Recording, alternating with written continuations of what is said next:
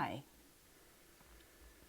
We're on a wind hold today, so this seems to be as good of an opportunity as any to introduce an offline practice option.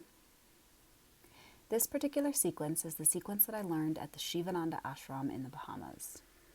I completed 500 training hours with them over the course of 2 30-day stints. It was a rigorous schedule with mandatory programming from 6 a.m. until 10 p.m. A version of me from a few years back would have been scared off by the Sanskrit chanting and the references to Hindu deities. I did receive several initiations from a Vedic priest while I was in residence. Overall, I would describe my 60 days at the ashram as boring. Boring with an awareness of the value of boring, and an appreciation that I would look back and appreciate the value of the classical training. And I do. I would be remiss in mentioning the Sivananda yoga tradition without also mentioning that there are sexual and power abuse allegations against the founder and other leaders. The current leadership has yet to fully address them.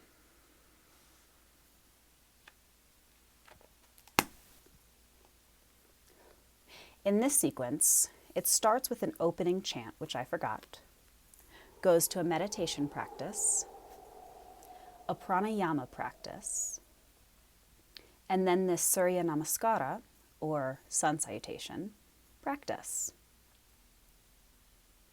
There are introductory videos in the 21-day yoga reset that describes a meditation practice, a pranayama practice, and a sun salutation practice, if you'd like to check those out. I would expect in the future we'll probably see some more videos talking about them as well.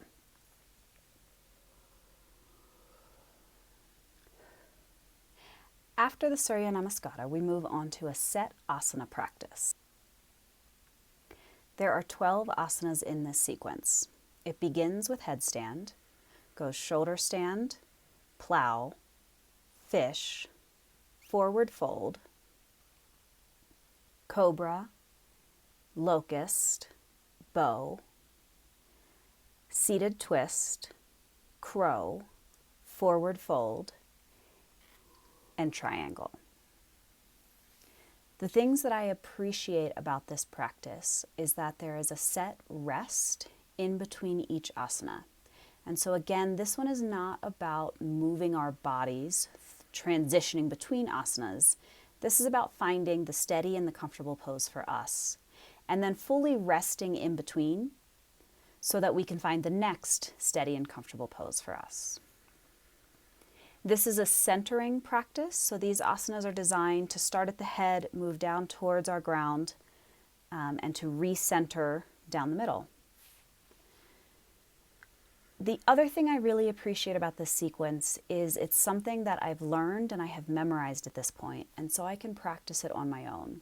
And I really do find value when I take my yoga practice offline and I work through the sequences and the asanas on my own, allowing my body to find what works best for my body, to not be bound by anyone else's timelines or expectations.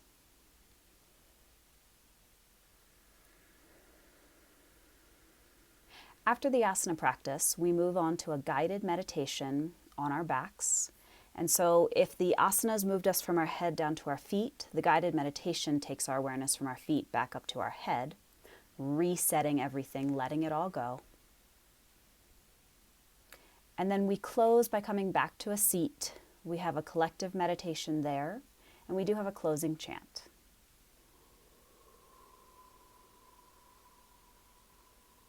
And that's that.